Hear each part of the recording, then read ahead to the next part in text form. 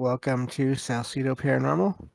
It is Tuesday, February 28th, 2023, and today I am sharing true paranormal stories from the web. As always, you can find all of the shows along with links to social media and other ways to contact me at the podcast page, and that is salcedoparanormal.podbean.com. That's SALSIDO paranormal.podbean.com. Always happy to hear from you all, whether you have comments or questions or topic suggestions or stories of paranormal experiences, whether they're your own or from others that you trust. Happy to either read them or have you join me on the show to talk about them. And I think that takes care of everything today. I've already gone over the plans for the rest of the shows for the week, so I think I can get right to the stories here. Thank you all for being here. Especially those of you that are here live, and also thank you all who listen to the podcast and YouTube feeds. So, always appreciate that. Okay, so let me get to the stories here. Let's see. That file, and then we can start. Okay. So, this first story says, when I was around 9 to 11 years old, my family and their friends would rent out a different home every summer in the Poconos. Most of her friends and those who had kids would come by every weekend to swim, fish, and party. And during the week, whoever took off from work would stay there. My mother took off 1 or 2 weeks from work, and it was just us two at the home during the week. We were in bed talking as we usually did before going to sleep, when we heard footsteps and movement downstairs. My mom immediately shushed me to get a better hearing of what was happening. I didn't immediately get alarmed by it, but I remember asking why. My mom again said shh with a sense of urgency and fear that made me instantly nervous. I knew we were there alone and realized that someone else was downstairs. These footsteps were very loud and not trying to be quiet. After a minute or so, we heard them approaching the stairs. Once my mom realized these noises were in fact happening, she snapped into action and quietly ushered me out of bed. She started to open the window. We were on the second floor bedroom with a flat roof directly outside our window. At the same time, the footsteps started to loudly climb up the stairs. I was so scared, and my mother was telling me to climb out the window. In her mind, these were robbers or intruders that might want to cause us harm. I kept refusing, but slowly started to approach the window, about to go out, when the heavy footsteps reached the top of the stairs. I remember every step, with us getting more frightened. We heard it right outside our bedroom, and then they completely stopped. And it was all very quiet again. We froze, not making a sound, for what felt like forever, but was probably like a few minutes.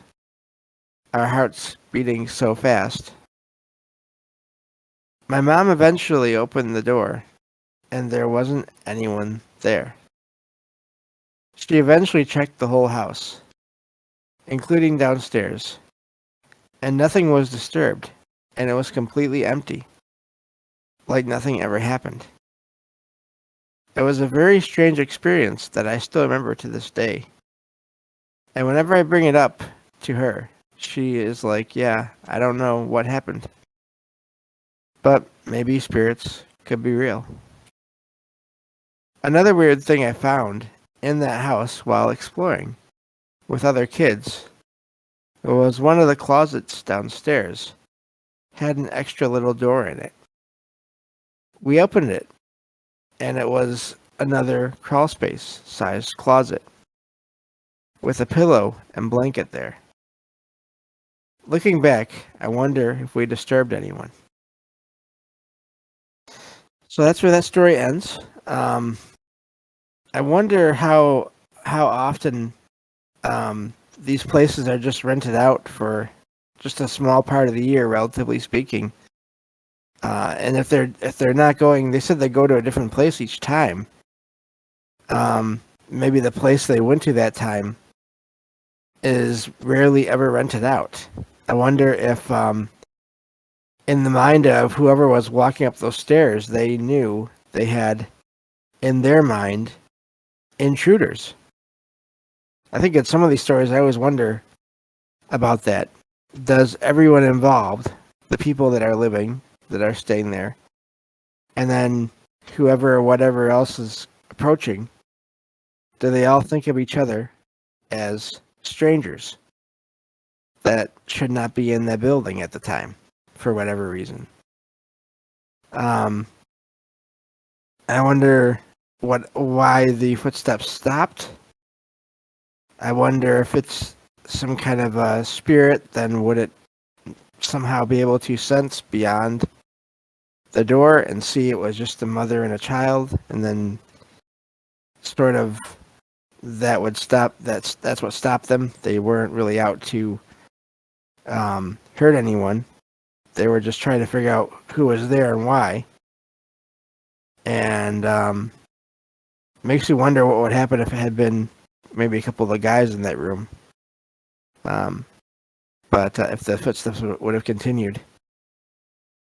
But so I always wonder about that with these stories of people that are only staying in what is basically a house, even if it's only rented out part-time, where they have this experience with what appears to be someone else, non-physical, and if they all just are trying to figure out what the other is doing there. So I don't blame the mother and the child for being frightened, the writer who was a child at the time, for being frightened. But yeah, I've heard so many stories like that and read so many stories like that over the years. And variations, of course, but that's a common pattern there. So that's what always makes me wonder, is if everyone there is just trying to figure out why they're there. So but let me see here. So yeah, let me move on to the next story here. Also, Logan says hello. That's my cat. I think she's starting to figure out that my headset is what I'm using to talk to everybody, because she just tried to paw at the headset. That's not good. She's learning. She's beginning to figure things out. Or she's already had things figured out, which is probably more likely, and she's just telling me I could end the show whenever I want. But anyway. Okay. Let's see here. Find the second story. Okay, here we go. This one says, on October of, sorry, on the 30th of on the 30th of October, 2020, some of my friends and I were out for Halloween. Not much was happening when we spotted a shadow-like figure, running from bush to bush in seconds. Every time the figure made its way to the bush, it would wait until we looked away and start running to the next bush, coming closer and closer every time. We were freaked out and confused on how it was so fast. It didn't even run properly. It had weirdly long legs, and it was kind of crouching and taking long steps. Eventually, it made its way to an alleyway, excuse me, where I would spot it, looking at me. I saw the figure up close. It was around 6.6 to 7 feet tall, but I couldn't really tell what height it was, since it was a dark alleyway, and it was a shadow-like figure. I was freaked out. I went home, but something moved the bins in front of my house. A few hours passed, and I didn't see the figure again. I still don't know what it was, but it definitely wasn't my imagination, as I looked at it directly, and it did not disappear. A lot of people have spotted weird sightings in the place where this happened. So, a tall shadow figure. That's the end of the story there. And moving faster than it should be able to by the sounds of it. Moving from bush to bush. That's quite the experience there. I wonder if it was trying to figure out what the people were doing there. Or I don't know. But yeah, I don't know what was going on there. That's a tall shadow figure, and for it to move that fast for being so tall, I don't know what that was, but neat sighting there. I'm glad that nothing else really happened. And of course, you have that time of year getting to the point where so many people are focusing on the paranormal, and there's always, I've heard of this debate as to whether or not that time of the year it's easier for people to have experiences or not. And I don't know. I don't know if it was before, but maybe with all the focus on that subject at the time of the year it is now. I don't know for sure how that works. But that's a neat sighting, and I'm glad that they had other people there with them to confirm that they had seen this. So that is always a nice thing when you have multiple people there with you to confirm that you're actually seeing something odd there. So yeah, let's move on to the next story here. Alright. These next two are sort of may fall into the cryptid category. We'll see what you all think. This one says, so I was just in the Olympic National Forest last night because I went to visit Forks. I don't know where any of this is. I guess it's in Washington. It says, on my way back to Seattle, excuse me, I was driving down Highway 101, and it was snowing a ton. It was super dark out, and I had stopped my car in the road for a moment, middle of nowhere, to look at the tall pine trees, which are gorgeous. It was really dark, but I took some pictures of the trees with night mode on my camera. And then I put my phone down and looked back out, and there was suddenly this weird, tall, skinny, white or flesh, man-like creature perched up. I wonder if they mean flesh-colored? I don't know. Perched up on a rotten log. It had no eyes, but was facing me. Its arms were super long, in front of its body, while it crouched down. I obviously didn't stay long enough to look at it, what it might be. And it was really dark. I rolled up my car window and immediately left and didn't go out of my car or get out of my car. And it says, any idea what it was? It was like 50 miles from Forks in the direction of the HOH rainforest. I don't know what that is either. In the darkest part of the forest. So again, you have this other figure. This time it's more, I'm guessing, a bright figure. So I don't know what that is either. No eyes. Yeah, I don't know what that was, but it's in the forest. Something to do with nature, maybe, but it's hard to say. But anyway, so that's that story here. Like I said, I've got another one about something else. Let's see here. Let me get to this other one here. But yeah, I don't know what that was.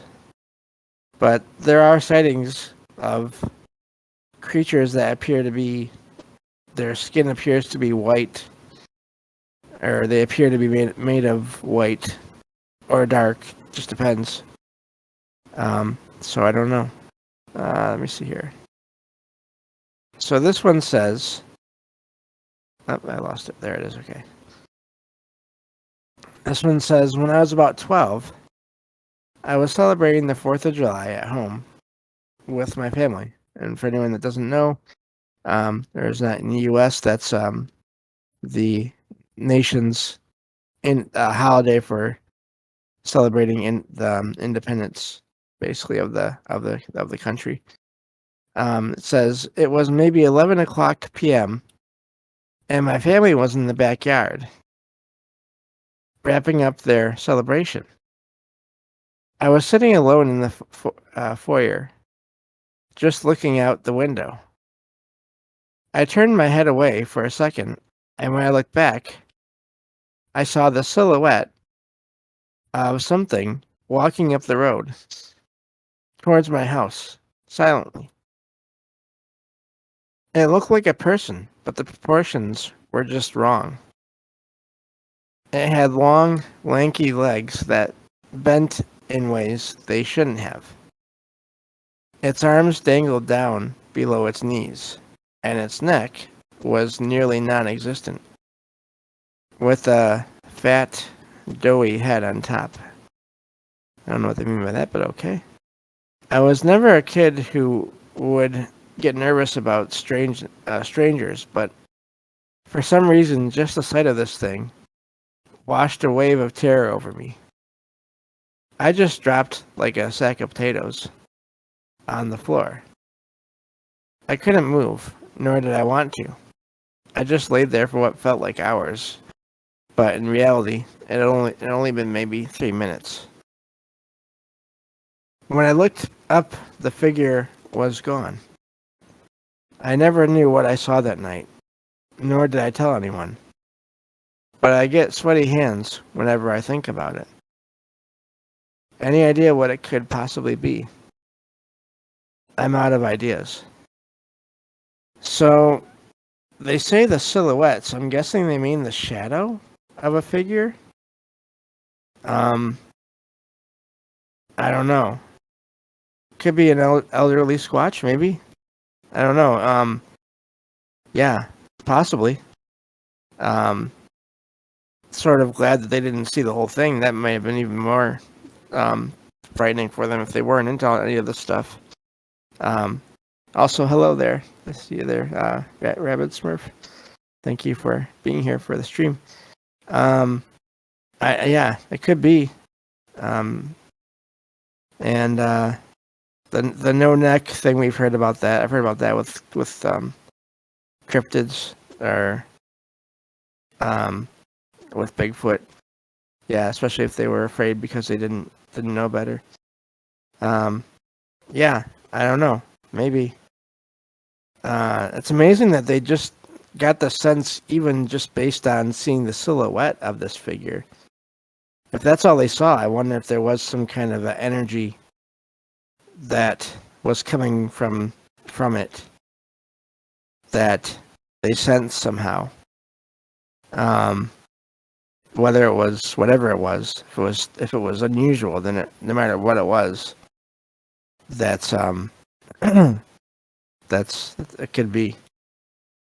Um, yeah, the length of the arms seems really relevant, right? Yeah. So yeah, amazing how many. That's 2 shows in a row now where I've had 2 different cryptid stories, and sometimes you can go. The show can go several episodes, several story episodes, without having one of those appear. So I'm really glad that I managed to get some in these last couple of shows here. I have one last story. I think I can fit it in. Let's see here. This one says, I wish I had a video to share about an experience my 3 friends and I had back in 2012. However, I don't. But I want to know if anyone has any insight into what happened, or at the very least may find our story intriguing. And it mentions, all this UFO news has brought back my memory. That still gives me the creeps. I guess they're referring to things that were happening earlier this month. It says, we were parked on the side of a country road in northern Colorado. It was 3 a.m., and we were about 5 miles away from the foothills. We were swinging some flashlights around and just wasting time, like bored 18-year-olds do. In the southern horizon, we saw what looked as though something launched into the sky. All we could see was a large orange flare. I don't know if it was correlated, but something to note. Then about 30 minutes later, I looked west at the foothills, and there was a white light, and it was patrolling. I don't know how else to describe it. I told my friends to look at it, and then it suddenly changed. It was now 3 red horizontal lights, and started to hover vertically, and gained some elevation. We started freaking out. One of the friends was bouncing around, yelling for whatever it was to take him. That's wonderful. I screamed, this isn't funny, and to get into the car. We got into the car, and the object was right above us within seconds. I was driving, and didn't want anything to do with it.